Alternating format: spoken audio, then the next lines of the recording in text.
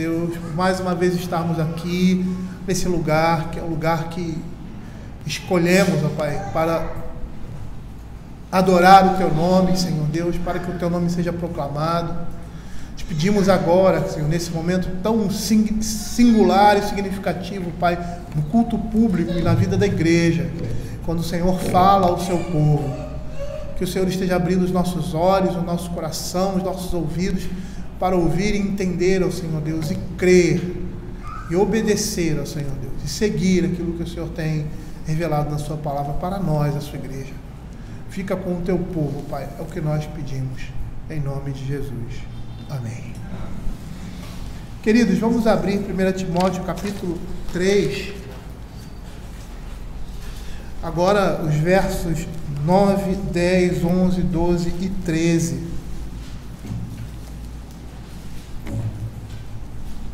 Eu vou fazer a leitura do verso 8 até o verso 13.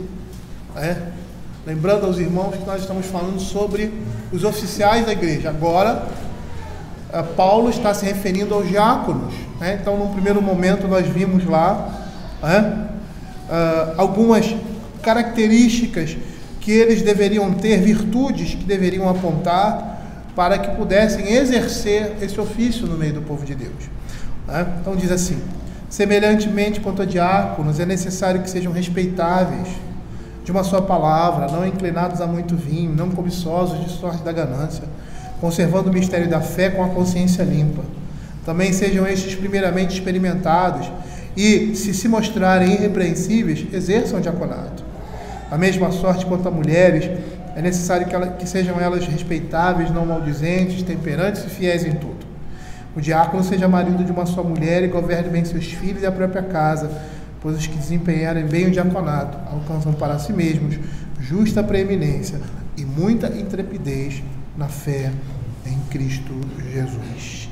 É bom lembrar, mesmo porque a gente prega picadinho, você pode dizer assim, não temos condições de expor todo o capítulo, mas é bom lembrar, sempre que voltamos ao texto, dando continuidade à exposição, que tudo isso foi motivado por um sentimento, ou por uma situação. E que situação é essa?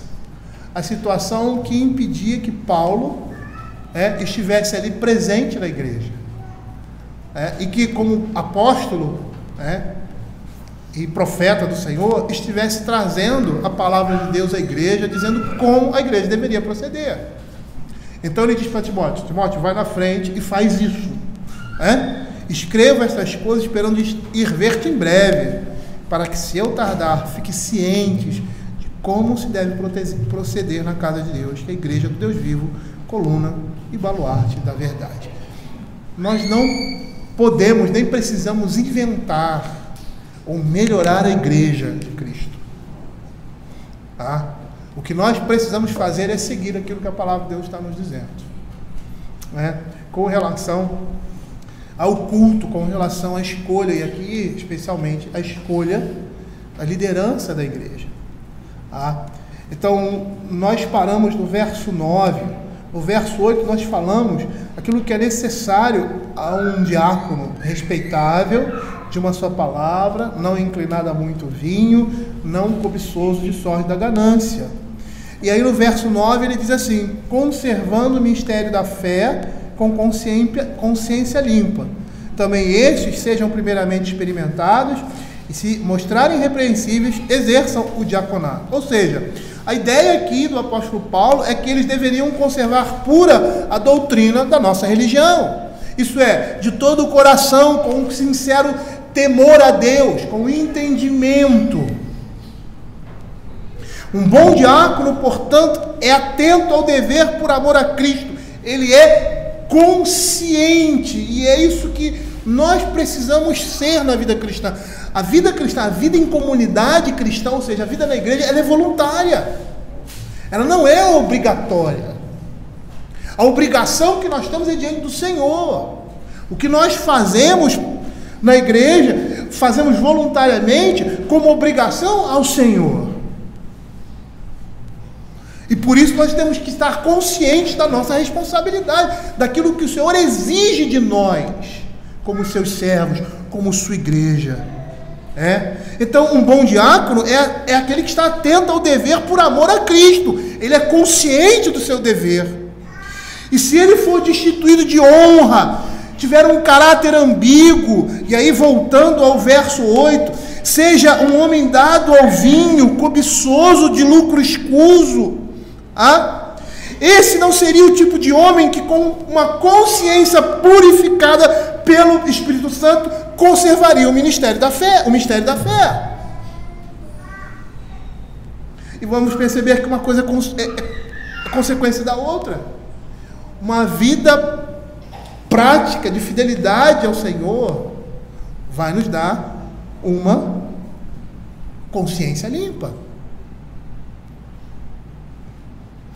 Abra Atos capítulo 6, versos 9 a 10. Paulo mostra que os diáconos, eles devem ser bem instruídos na fé, a exemplo de Estevão.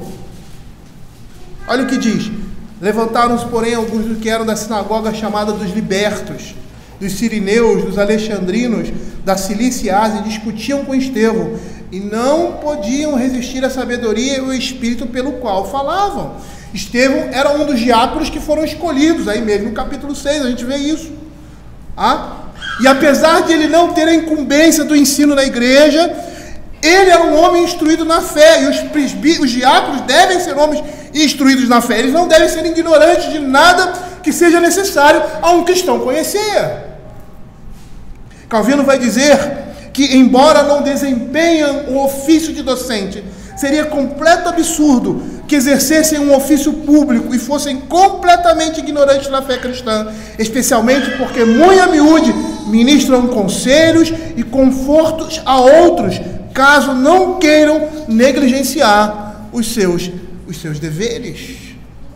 Por isso que ele diz, no verso 9, conservando o mistério da fé, eles devem conhecer a palavra de Deus. Eles devem conhecer a fé, eles devem conhecer a religião, e devem ser homens como Estevão, que têm convicção daquilo que eles vivem. Mas ele diz que esse mistério da fé deve ser conservado com uma consciência limpa. Ou seja, esse mistério da fé é mais bem mantido se um homem mantém uma consciência limpa. E é lógico, um homem que seja cobiçoso ou de uma palavra ambígua, como ele pode ter uma consciência limpa diante de Deus e diante dos homens?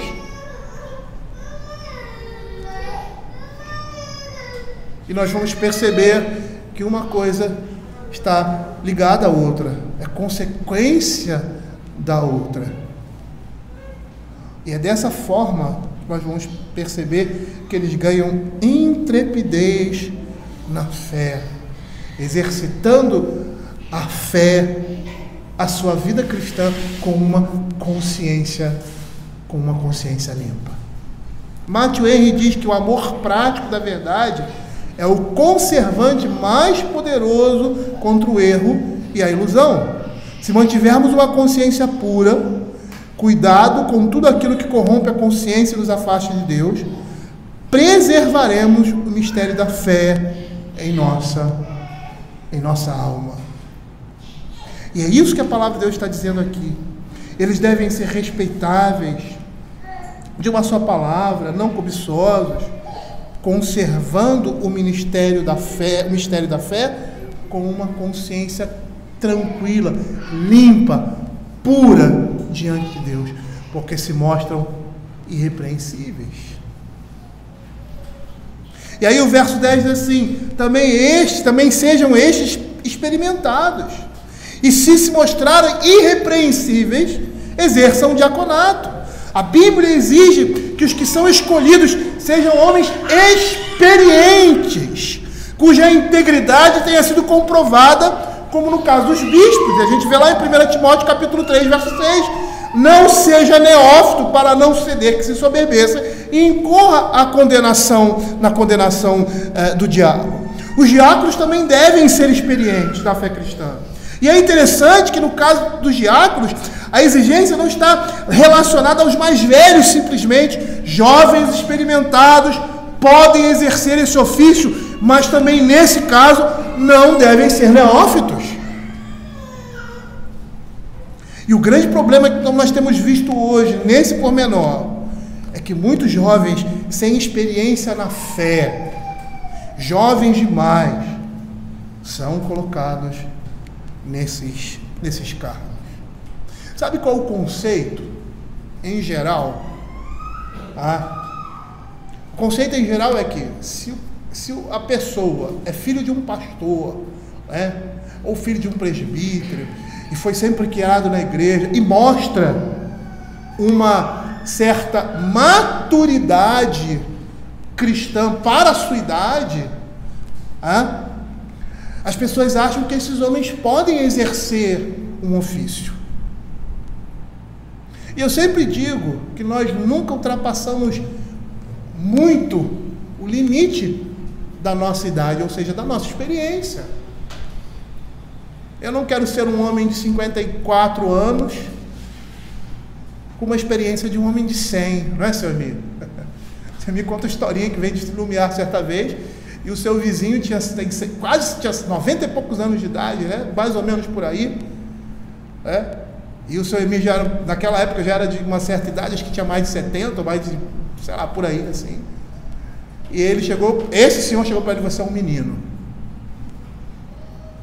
A gente não pode ultrapassar muito porque a nossa vida cristã, a nossa maturidade, ela acompanha a nossa vida normal, intelectual, a nossa mente, o nosso organismo. Essas coisas vão acompanhando. É lógico que você vai perceber que existem pessoas que estão muito à frente do seu tempo, né? Estão muito à frente da sua idade, mas eles não extrapolam esses limites.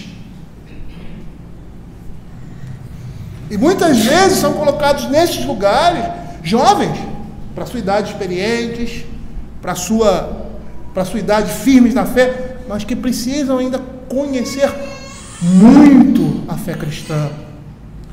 Não podem exercer esses ofícios. Podemos até reconhecer essa vocação neles, mas existe uma hora e um momento adequado para exercer essas funções na igreja. William Hendricks faz o seguinte comentário sobre esse verso: não deve ser eleito nenhum neófito, devem servir somente homens provados nessa capacidade.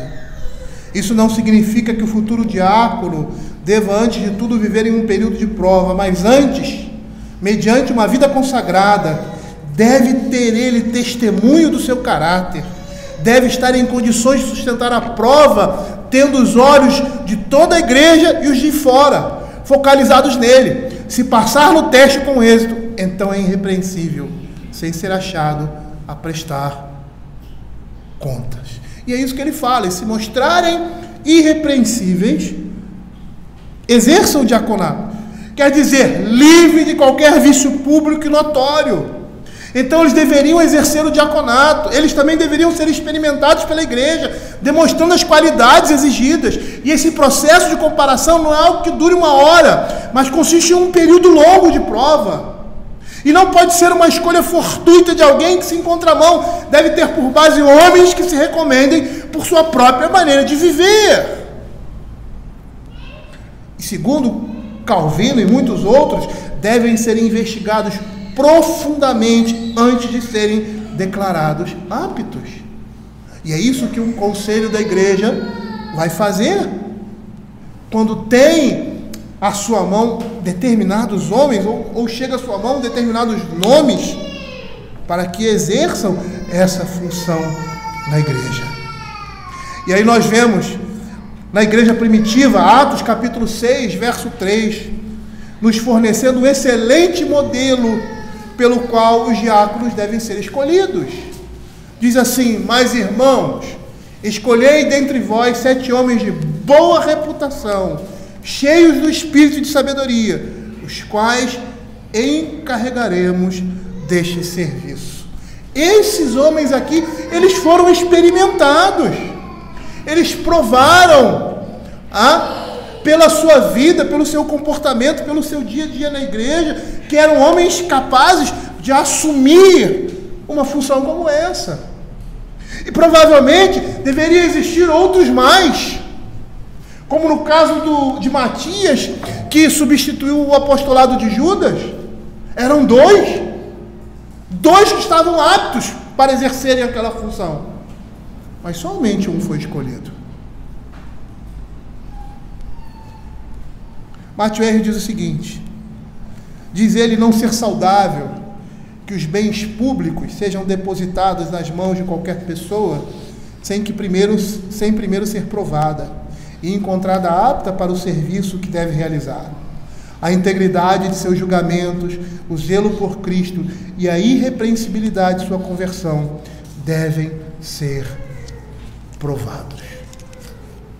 Por que nós temos tanta pressa, em eleger pessoas na igreja? Por que nós temos tanta pressa de colocar determinadas pessoas em funções como essa? E por causa da pressa, muitas vezes nós erramos. E mesmo com todo esse critério que a palavra de Deus está nos dizendo, nós podemos errar também. Mas é mais seguro para nós seguirmos o que a palavra de Deus diz e sermos abençoados, orientados e protegidos do erro quando seguimos aquilo que ele fala. Verso 12, eu vou pular o verso 11, porque eu vou falar sobre esse verso num momento só sobre isso. Vou pregar só sobre o verso 11, que ele vai falar das mulheres. Da mesma sorte quanto a mulheres, é necessário que sejam elas respeitáveis, não maldizentes, temperantes e fiéis em tudo. E nós vamos ver que essas mulheres aqui que estão sendo referidas seriam as esposas dos presbíteros e dos diáconos. Nós vamos ver isso depois. E aí no verso 12 diz assim: o diácono seja marido de uma só mulher e governe bem seus filhos e a própria casa, pois os que desempenharem bem o diaconato alcançam para si mesmos justa preeminência e muita intrepidez na fé em Cristo Jesus. É interessante porque aqui ele está falando de um homem que deve ser casado, e aí surge a pergunta, como já surgiu, Então, somente homens casados podem ser oficiais de igreja? O que nós estamos vendo aqui é uma regra, é um padrão, é um padrão, e é melhor nós seguirmos o que a palavra de Deus está falando do que o que nós achamos. Mas isso não quer dizer que um homem que não seja casado, ao meu ver, possa não ser diácono nunca em sua vida. É um padrão.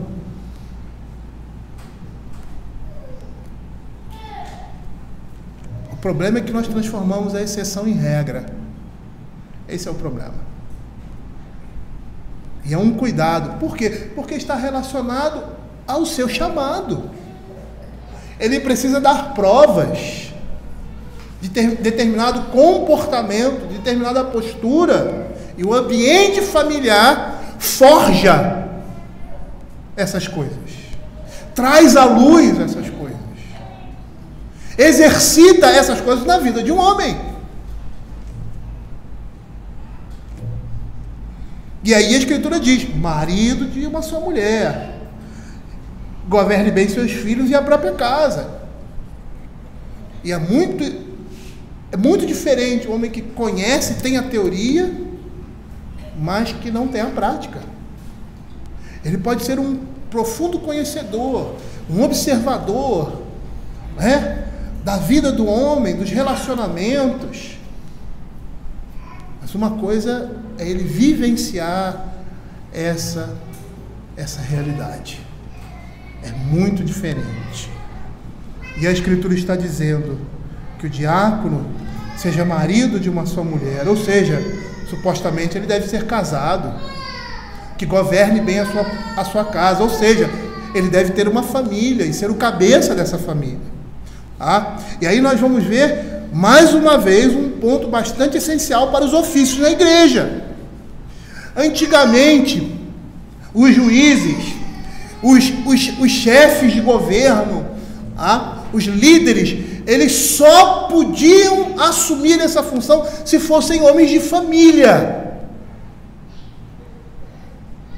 Se não fossem homens de família, ou seja, não fossem homens casados, que tinham família, eles não podiam assumir essa função. Por quê? Porque o bom andamento da sua casa demonstra que ele é um bom administrador, que ele é um bom líder.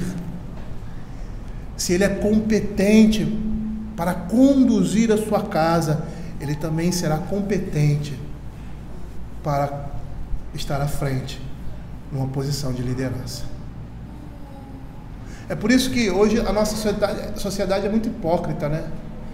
Mas é por isso que às vezes as pessoas fazem isso, nem sabem por quê, mas é por isso que na política, todas as vezes que você vê lá, quando eles vão receber a faixa, mudança presidencial, ou de um governo para outro, alguma coisa assim, ou você vai estar numa disputa, né, de um deputado, um governador, sei lá, essas disputas, ele sempre aparece com a família. Por quê? Para mostrar que a família dele é uma família saudável, para mostrar que a família dele é uma família íntegra. E ele, como chefe da casa, ele é um homem que conduz a sua família num caminho certo. Então ele tem capacidade de conduzir uma nação, ele tem capacidade de estar à frente de outras pessoas. Esse é o princípio. Ele é um homem de confiança, essa é a ideia.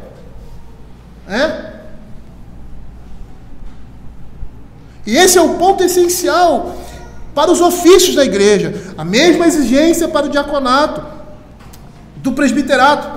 Eles são líderes, eles serão exemplo para outros crentes.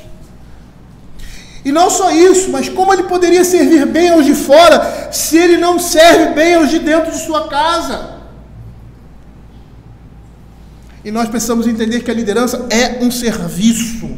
A liderança na Escritura, a liderança em si é um serviço. E ele deve ser um exemplo de vida cristã, de vida casta, de castidade, sendo marido de uma só mulher. Matthew Henry diz que o diácono deve ter somente uma esposa, ele não pode ter separado sua esposa por desafeição e se casado com outra.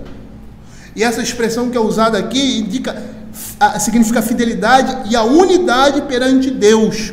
Certo comentarista diz isso. Maridos de uma só mulher.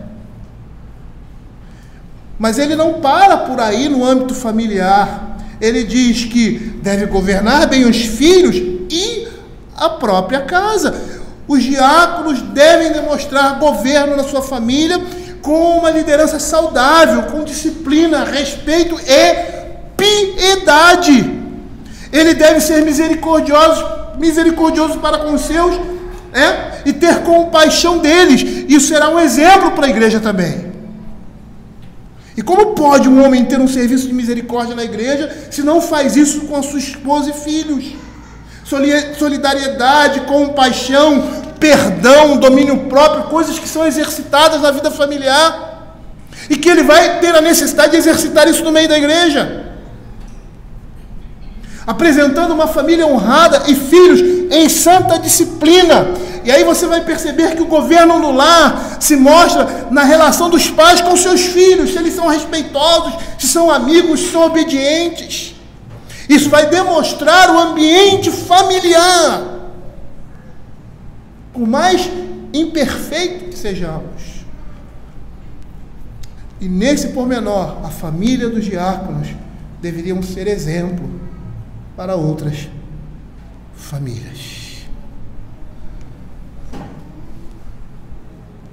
E aí, Paulo continua: pois os que desempenharem bem o diaconato alcançam para si mesmo justa preeminência e muita intrepidez na fé em Cristo Jesus.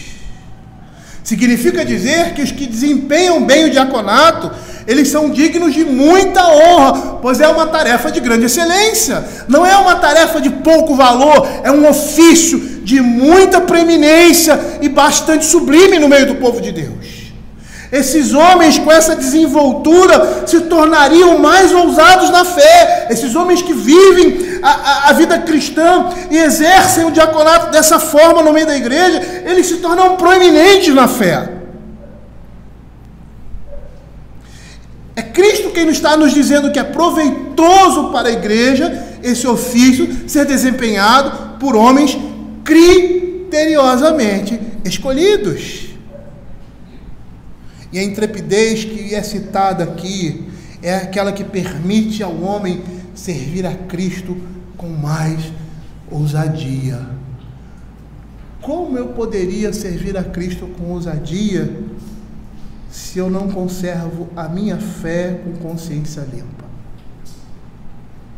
Se eu apresento essas nódoas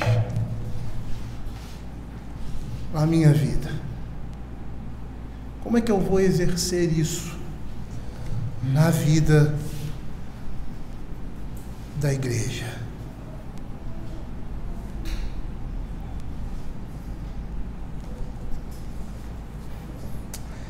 É interessante porque quando nós olhamos para a Escritura, e em especial para esse texto aqui, nós vamos ver que a família é o ponto de partida.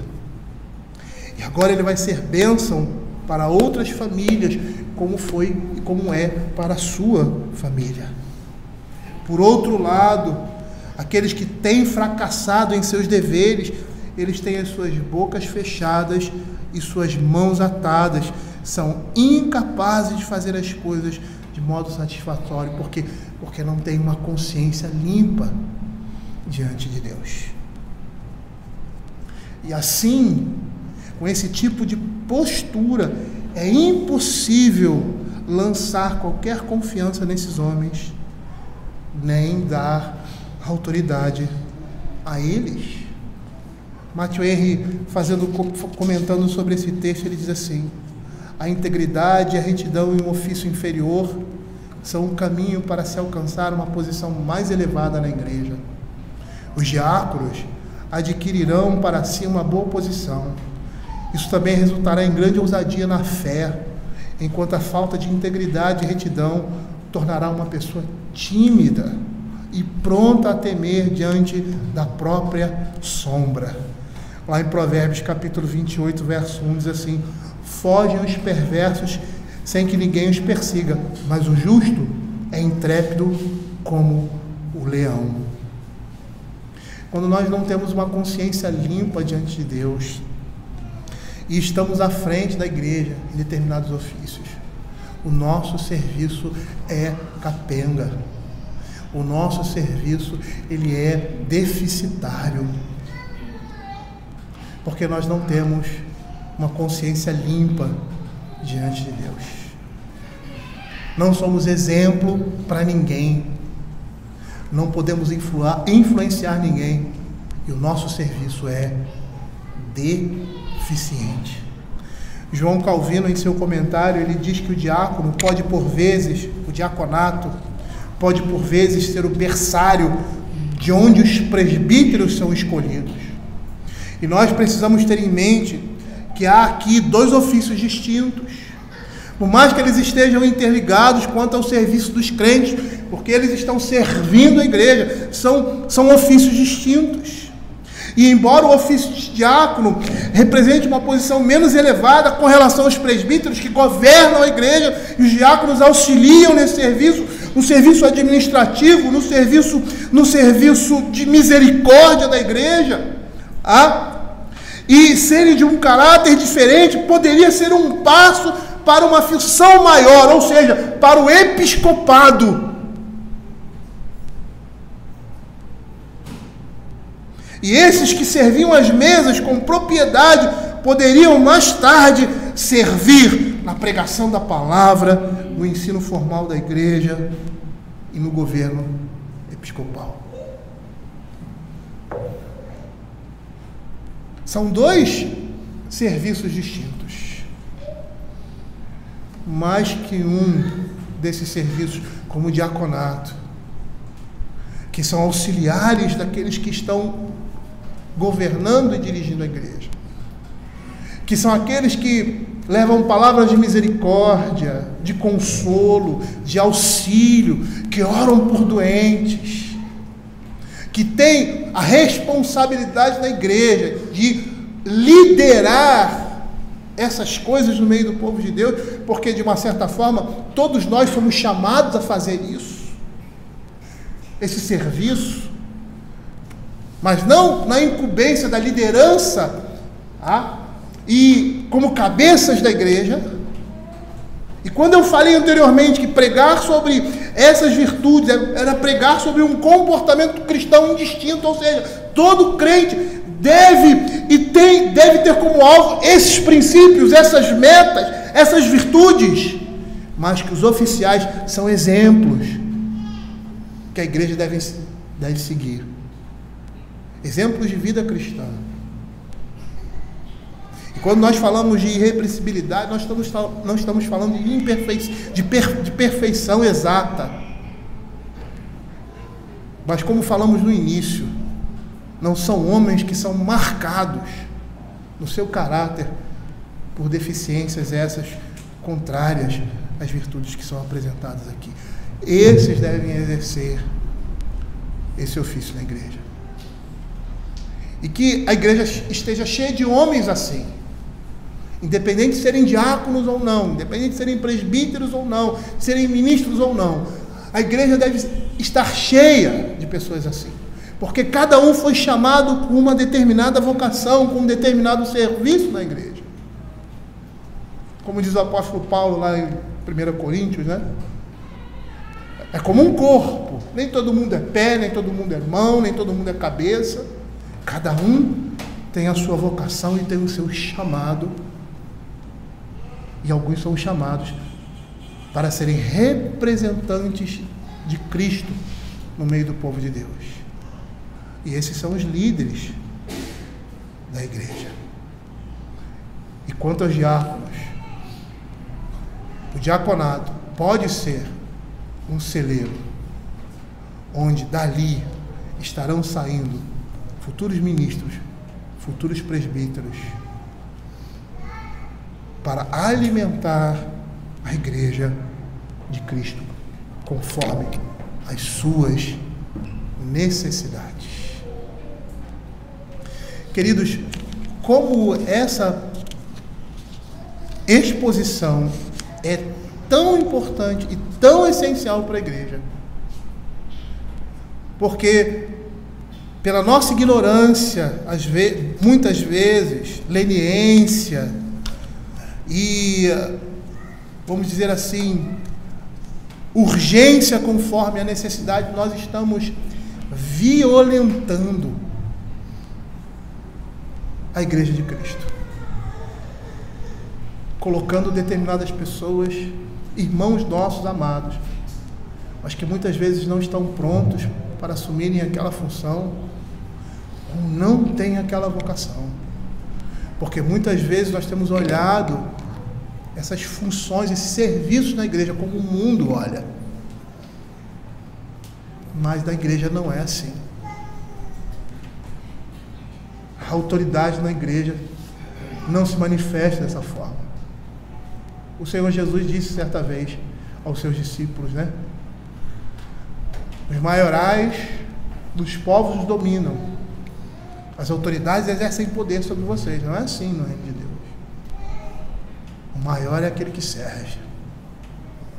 Ele diz: eu sou o maior na igreja e eu vim para servir, para dar a minha vida em resgate de muitos.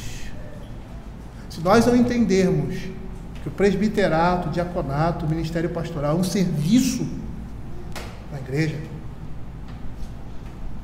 nós não estamos aqui para ser honrados, dignificados, colocados no altar, mas estamos para servir a igreja e ministrar a graça de Deus por meio das nossas vidas, semelhantes à da igreja, Porque somos irmãos em Cristo, temos os mesmos problemas, temos as mesmas dificuldades, as mesmas lutas, mas o Senhor tem escolhido para si homens e tem capacitado esses homens para servirem ao Senhor com integridade, apesar dos seus pecados. E quando eu falo apesar dos seus pecados, eu não estou dizendo para nós não olharmos para os pecados, para nós fecharmos os nossos olhos, porque são líderes. Não, eles são exemplo. E a eles deve ser exigido mais do que a qualquer outro. Mas eles precisam saber, nós precisamos saber que estamos aqui para servir a Igreja de Cristo. E por meio da nossa vida, por meio do nosso ministério, oferecer Cristo dominicalmente à Igreja. Alimentar a Igreja com o corpo de Cristo, por meio das nossas pregações, por meio do nosso governo, por meio do serviço mútuo, por meio do acolhimento, do suprimento, das orações. É isso que se exige daqueles que estão à frente da Igreja de Cristo. E que o Senhor Jesus esteja alimentando a sua igreja, com homens que estejam dispostos a viver o Evangelho de forma íntegra e exercer na vida da igreja bênção sem medida.